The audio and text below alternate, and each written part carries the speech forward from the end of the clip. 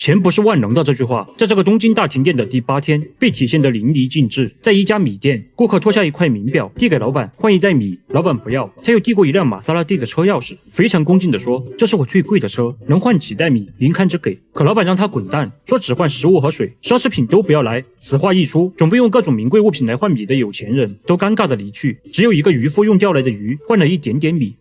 这时，主角爸妈走进来，爸爸掏出钱想买他门口的单车，这把老板气的，现在钞票跟废纸有什么区别？准备赶他们走。妈妈赶紧拿出1瓶矿泉水和2瓶酒，老板顿时眼睛放光。就这样，他们换到了1辆单车和1袋大米，一家4口终于是凑齐了4辆单车，欢快地向大阪的方向出发。他们跟着地图上的高速，眼前的景象无比壮观，高速上全是逃出城的人，绝大部分人都只能拖着行李箱步行。他们在人群中骑行穿梭，做梦都想不到单车也可以骑出劳斯莱斯的感觉。傍晚，高速服务区可不像城里的旅店，没有房间，更没有床，人们只能在草地上度过一晚。看到他们有矿泉水，快2天没有喝水的路人向他们讨点水喝。爸爸撒了个谎，说他们也只剩最后1瓶了，边说还边用衣服去挡水。一旁的妈妈心里很是过意不去，但这也是无奈之举。深夜，被冻醒的儿子发现有人在偷他们的水，他追过去，捡起木棍打算教训一下这个小偷，可走近一看，才发现这人偷水只不过是想给婴儿冲一杯奶粉。他缓缓地放下了木棍。天亮了，他们继续出发。这里有一个隧道，4个盲人老太太坐在隧道入口。一个老太说道：“给我们1瓶水，就可以带1个人过隧道，